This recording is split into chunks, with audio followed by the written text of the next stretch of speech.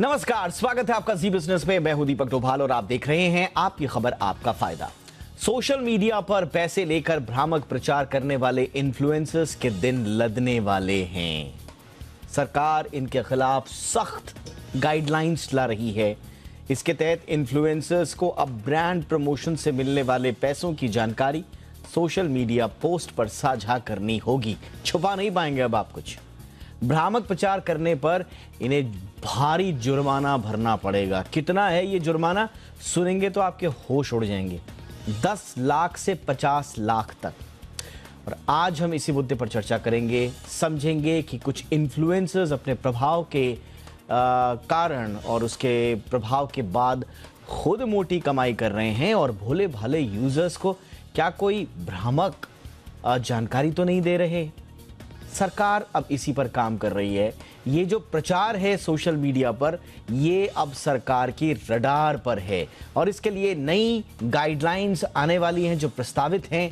कितनी प्रभावी होंगी, कब आएंगी, इसके अंदर क्या क्या है, क्या वाकई में से भ्रामक प्रचारों पर लगाम लग पाएगी और सोशल मीडिया इन्फ्लुएंसर्स के लिए क्या दिन थोड़े से मुश्किल होने वाले हैं। मुश्किल नहीं होंगे, हम ये नहीं कहेंगे, लेकिन हाँ जिम्मेदारी भरे होने वाले जरूर हैं जो अब तक शायद नहीं होते थे। रिपोर्ट देखिए, लौट रहे खास मेहमानों के साथ।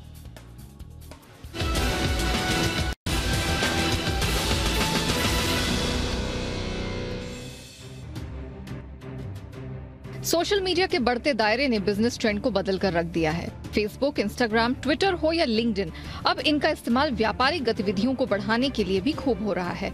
इसलिए सोशल मीडिया का बिजनेस स्ट्रक्चर थोड़ा हटकर है। आमतौर पर यहाँ विज्ञापनों पर रंग चढ़ाने के लिए इन्फ्लुएंसर का सहारा लिया जाता है, जिनकी सोशल मीडिया पर बड़ी फैन फॉलोइंग होती है। ये इन्फ्लुएंसर्स इन प्लेटफॉर्म्स पर प्रोडक्ट इंडोर्समेंट के जरिए मोटी कमाई करते हैं। कई बार इन्फ्लुएंसर्स पैसों की खातिर अनाप शनाप भ्रामक और फर्जी विज्ञापन भी कर देते हैं। पिछले दिनों क्रिप्टो एसेट्स में लाखों लोगों के नुकसान के बाद ये बात सामने आई कि इन्फ्लुएंसर्स ने पैसे लेकर क्रिप्टो करेंसीज में निवेश की सलाह दी थी। अब सरकार ने सोशल मीडिया पर ऐसे भ्रामक प्रचारों पर रोक लगाने के लिए इन्फ्लुएंसर्स पर नकेल कसने का फैसला किया है।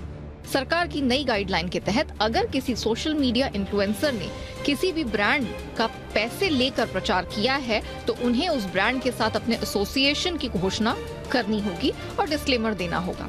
इन्फ्लुएंसर्स को अपने फैन फॉलोइंग को ये बताना पड़ेगा कि वे एक विज्ञापन के तहत किसी प्रोडक्ट की तारीफ कर रहा है, इसके लिए उसे पैसे मिले हैं। अगर इन्फ्लुएंसर ऐसा नहीं करता है तो उसको पेनल्टी भुगतनी पड़ेगी। इतना ही नहीं, किसी भ्रामक प्रचार का पहली बार दोषी पाए जाने पर सेंट्रल कंज्यूमर प्रोटेक्शन अथॉरिटी यानी सीसीपीए आरोपी इन्फ्लुएंसर पर 10 लाख रुपए तक की पेनल्टी लगा सकता है। दोबारा भी इन्फ्लुएंसर भ्रामक और फर्जी प्रचार करने से बाज नहीं आता है तो जुर्माने की राशि 50 लाख रुपए तक जा सकती है और आरोपी इन्फ्लुएंसर के विज्ञापन करने पर 3 साल तक की रोक भी लगाई जा सकती है। व्यापार जगत में इन्फ्लुएंसर का इतना अधिक महत्व इसलिए है क्योंकि उसके पास बड़ी फैन फॉलोइंग होती है। ये उन उत्पादों पर यकीन कर लेते हैं जिसका प्रचार इन्फ्लुएंसर करता है। इसलिए कंपनियां नए पैटर्न की मार्केटिंग में इन्फ्लुएंसर्स का बखूबी इस्तेमाल कर रही है। इसके बदले वो इन्फ्लुएंसर्स को मोटी फीस भी चुकाती हैं।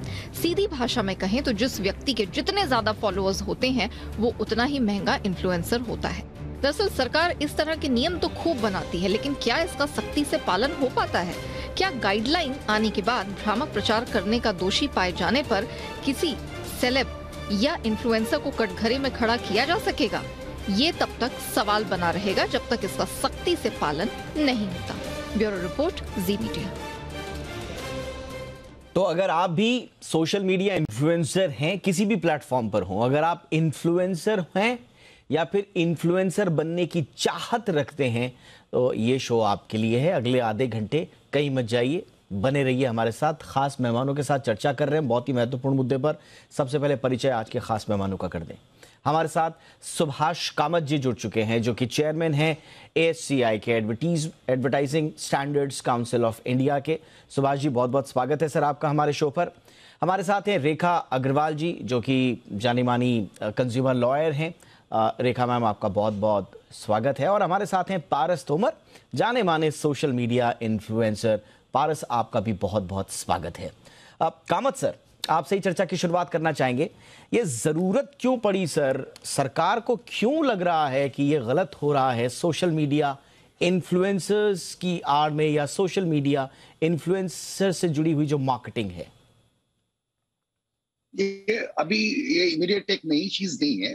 अगर आप कंज्यूमर प्रोटेक्शन एक्ट भी पढ़ लें, उसमें प्रोविजन वेरी क्लियरली लिख दिया हुआ है कि every endorser must be responsible for the claim that is being made. And इसकी जरूरत यही है कि कंज्यूमर प्रोटेक्शन, ताकि उनको कोई मिसलीडिंग खबर ना पहुंचे, राइट? तो ये कंज्यूमर प्रोटेक्शन एक्ट में ही है, और इसी पे हमने ASCI ने गाइडलाइंस लॉन्च किया था लास्ट जून। बहुत चर्चाओं के साथ, बहुत कोलैबोरेशंस के साथ, सबसे बातचीत करते हुए हमने ये गाइडलाइंस लॉन्च किए थे। I am very happy that the government is also backing us and coming out with its guidelines, and I'm quite sure that जैसे कि हर कंट्री में होता है, सेल्फ रेगुलेटरी बॉडी और गवर्नमेंट बॉडी में मैं एग्जैक्टली मैं एग्जैक्टली यही पूछना चाह रहा था। आपने बिल्कुल सही कहा, कंज्यूमर प्रोटेक्शन एक्ट के तहत है। इसके अलावा कंज्यूमर अफेयर्स मिनिस्ट्री ने guidelines for prevention of misleading advertisement and endorsements for misleading advertisements 2022 ये गाइडलाइंस हैं। इसके बाद आप लोगों की जो है advertising standards council of India, इनके ड्राफ्ट कोड हैं बाकायदा, identify and label advertising, promotion by influencers on social media, ये सब ऑलरेडी है। तो अब ये तीसरा क्यों आ रहा है? क्या इन ये दोनों गाइडलाइंस और जो कोड्स हैं आपकी तरफ से जारी किए हुए, कोई असर नहीं हो रहा इनका? नहीं, इट्स नॉट दैट। हर कोई भी कंट्री में देख लीजिए, आप अमेरिका में देख लीजिए, यूके में देख लीजिए, कोई यूरोप में देख लीजिए, सेक्टर रेगुलेटर जो गवर्नमेंट है उस कंट्री की और सेल्फ रेगुलेटरी बॉडी जो है, they work in partnership. The first port of call जिसे कहते हैं हम लोग, is always the self regulation, क्योंकि हम लोग जल्दी निपट लेते हैं उसमें।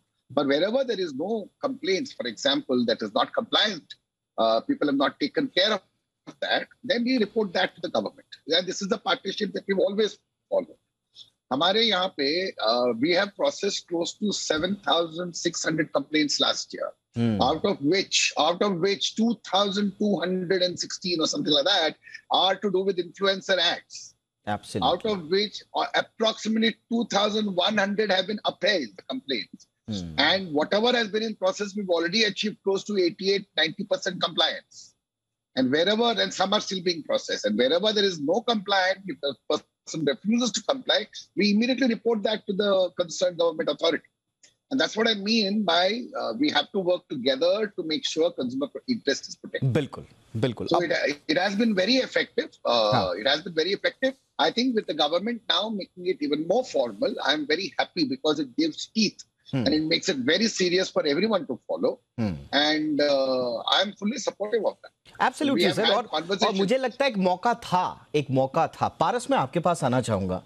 इतनी बड़ी हमारी सोशल मीडिया इन्फ्लुएंसर का जो पूरा मार्केट है, मैं इसके नंबर्स पर भी आऊंगा कि कहाँ ये मार्केट फिलहाल बन रहा है अलग अलग।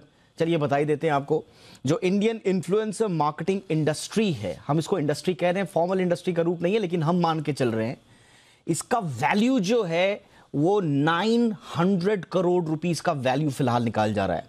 इसमें आप ग्रोथ देखिए, 2025 तक इसने 2000 करोड़ रुपए का हो जाना है।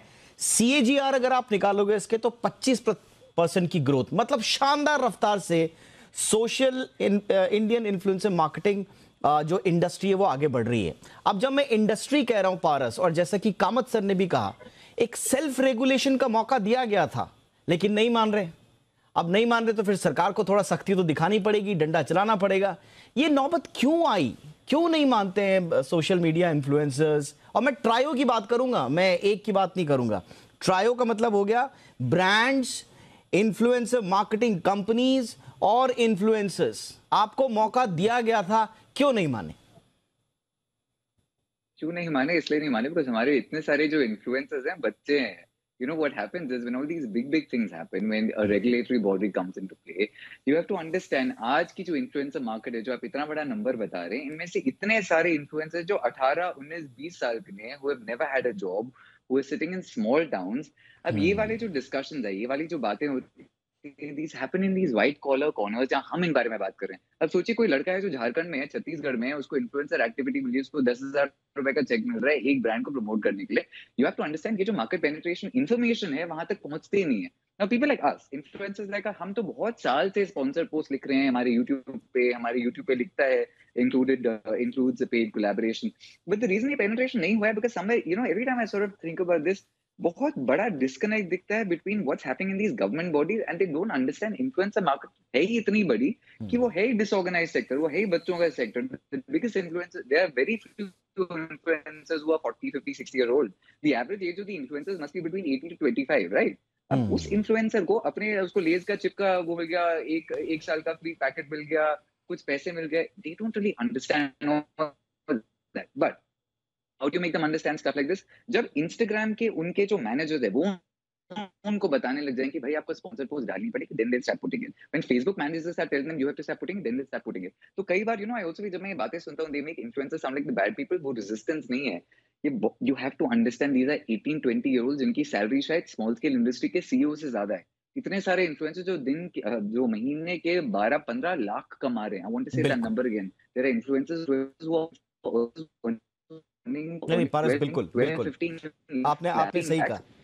आपने सही कहा. और इस आपके इस पूरे स्टेटमेंट में एक वैलिड पॉइंट जो है जो आपने रखा है वो वाकई में बात सही है. ब्रांड्स, इन्फ्लुएंसर मार्केटिंग कंपनीज इनको अलग रखते हैं.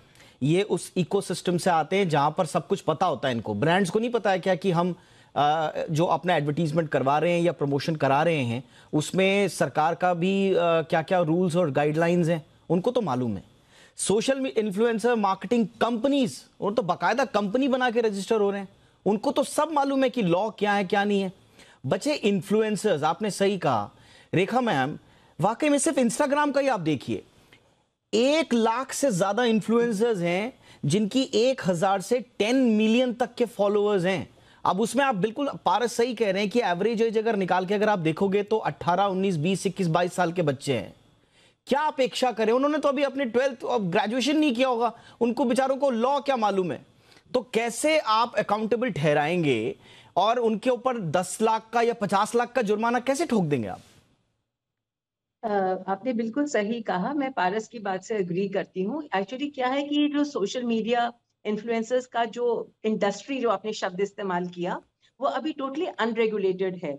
जब तक इसको एक रेगुलेटेड सेक्टर के अंदर हम इसको एसिमिलेट नहीं करेंगे तब तक इस तरह की घटनाएं होती रहेंगी, जिससे जो आखिर के अंदर ये जो इन्फ्लुएंसर है वो तो अपना पैसा बना लेंगे. उनके लिए 10,000 का जो चेक है वो भी उनके लिए बहुत बड़ी रकम हो जाएगा, क्योंकि वो बच्चे हैं. उनको फ्री प्रोडक्ट्स मिल जाएंगे, थोड़ा सी आमदनी मिल जाएगी, उनका पॉकेट मनी उनको मिल जाएगा. पर जो आम पब्लिक है जो इन बातों से इन्फ्लुएंस्ड होती है, जो इनका मकसद है इन सोशल इन्फ्लुएंसर्स का, या जो ब्रांड्स वाले हैं जो बिजनेस कर रहे हैं, व्यापार कर रहे हैं, उनको तो सिर्फ अपना पैसा बनाना है. तो आखिर के अंदर जो इसका हर्जाना जो भुगतना पड़ता है वो कस्टमर्स को, कंज्यूमर्स को, उपभोक्ता को करना पड़ता है. तो इसीलिए जो CCPA है उन्होंने अब इसके बारे में जो 2019 का जो कानून है उसके अंदर साफ लिखा हुआ है कि कोई भी तरह का जो एडवर्टाइजमेंट करेगा, विज्ञापन करेगा या कोई भी. बिल्कुल. मुझे लगता है आपके थोड़ा सा नेटवर्क में प्रॉब्लम आ रहा है. मैं वापस कामत सर के पास जाना चाहूंगा. सर आप लोग अलग अलग क्यों नहीं करते हैं इसको, जैसा हम अभी चर्चा में समझ पा रहे हैं. जो इन्फ्लुएंसर्स जो हैं, मैं अब ये नहीं कह रहा हूं कि आप 18 साल से ऊपर हैं, आपकी उम्र कम है तो आपकी जिम्मेदारियां नहीं है. कानून सबके लिए है, 18 साल से के हों आप या फिर 60 साल के हों, कानून सबके लिए होना चाहिए. लेकिन क्या उनको थोड़ा सा स्पेस नहीं देना चाहिए, जब तक उनको अवेयर नहीं करना चाहिए क्या? ये एक इंपॉर्टेंट चीज. और दूसरा, उतना ही ये जुर्माना जो ठोका जा रहा है, क्या ये सिर्फ इन्फ्लुएंसर्स पर ही ठोका जाएगा या ब्रांड्स के लिए अलग होगा और जो बीच में इन्फ्लुएंसर मार्केटिंग कंपनीज हैं या एजेंसीज हैं उनके ऊपर अलग होगा? तो फर्स्ट ऑफ ऑल इन्फ्लुएंसर एक बहुत बड़ा वर्ड है.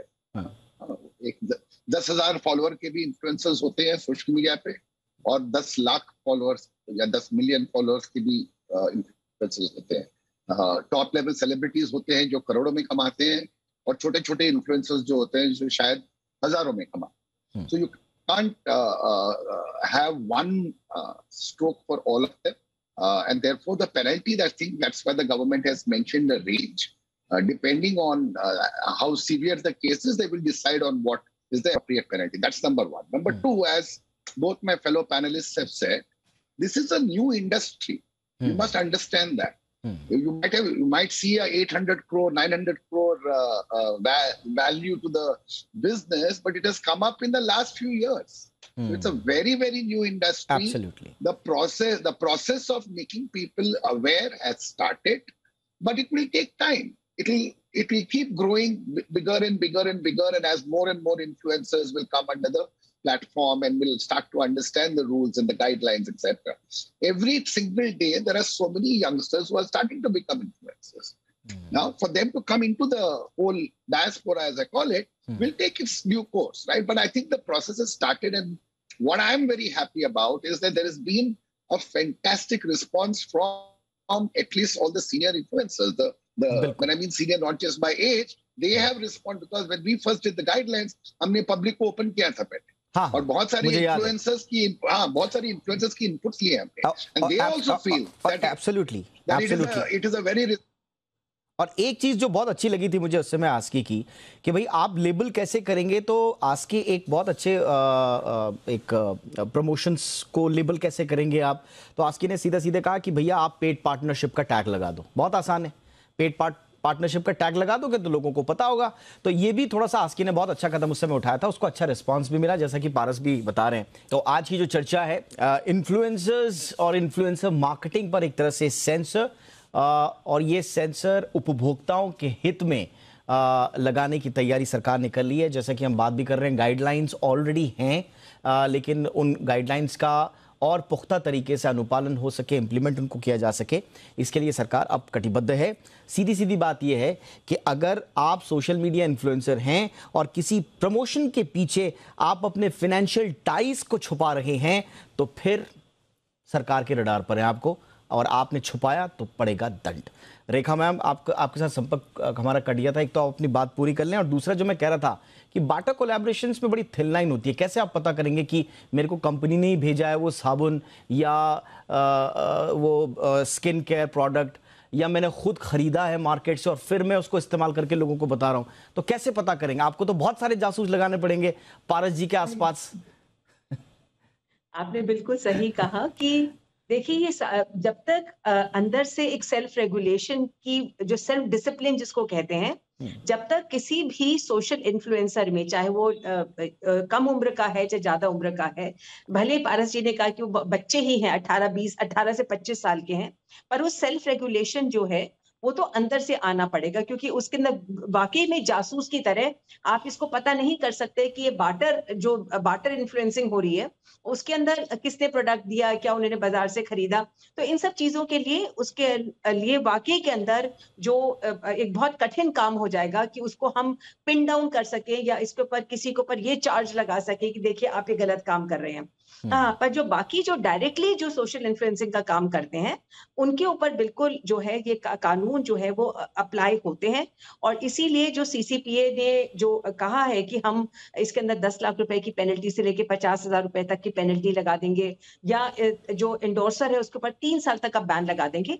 इसके बारे के अंदर ये जो बच्चे हैं, जो कम युवा पीढ़ी जो हमारे देश की है, जो आजकल अपना एक पॉकेट मनी की तरह से इस काम को शुरू कर रहे हैं, और उनका पूरा जिसको कहते हैं उनका पूरा जो एक वे ऑफ लाइफ बन जाएगा, उनका एक लाइवलीहुड अपना कमाने का तरीका बन जाएगा, उनको भी इस बात की जानकारी देनी जरूरी है. बिकॉज अल्टीमेटली जब आप किसी चीज के अंदर फंसते हैं ना, तो उस समय आप अज्ञानता जो है वो अपने एक डिफेंस नहीं बना सकते. इंग्लिश में जिसको कहते हैं ignorance of law is no excuse. तो इन जो एंडोर्सर्स जो हैं, ये जो यंगस्टर्स हैं जो इनमें पार्टिसिपेट करते हैं, अपने वीडियोस बनाते हैं, और बहुत मतलब बिल्कुल कॉन्फिडेंस के साथ, बिल्कुल आप इन्फ्लुएंसर हैं, आप एंडोर्सर हैं, फिर आप सेलिब्रिटी भी बनेंगे, और आप सेलिब्रिटी भी बनना चाहते हैं और आप जिम्मेदारी भी नहीं उठाना चाहते, तो ये तो नहीं होगा. अब आप 18 साल के, 19 साल के, 20 साल के हैं या 60 साल के हैं, अगर आप चाहत रखते हैं कि हम सेलिब्रिटी बने, तो फिर आपको जिम्मेदारी भी उठानी पड़ेगी और भारत के नियम कानून मानने पड़ेंगे. लेकिन पारस, जैसा मैं आपको बता रहा था, अब यहां पर जरा दिल पे हाथ रख कर के बताइए, ये विषय ये सेल्फ रेगुलेशन का है या बात बात पे आपको कानून का डंडा ही चाहिए? तो एक्चुअली सेल्फ रेगुलेशन काफी आसान है, बिकॉज नाउ इसके दो पहलू हैं। बहुत सारे इन्फ्लुएंसर्स को पहले जब शुरू करते हैं उनको अच्छा लगता है लिखना स्पॉन्सर्ड पोस्ट। क्यों? इसका मतलब क्या है, मैं इन्फ्लुएंसर हूँ, नया इन्फ्लुएंसर हूँ, मैंने जब स्पॉन्सर्ड पोस्ट का टैग डाला, बाकी ब्रांड्स को ऐसा लगेगा मुझे ब्रांड्स ने अप्रोच किया। तो एक्चुअली स्पीकिंग इन्फ्लुएंसर्स को स्पॉन्सर्ड पोस्ट डालना अच्छा लगता है। Why? Because it's a way of showing up, say, oh look, I'm so cool, brands. Oh, इसका दूसरा पहलू ये है, which a lot of people don't realize, is brands will tell you आप sponsored post मत डालो because they don't want it to look like a sellout.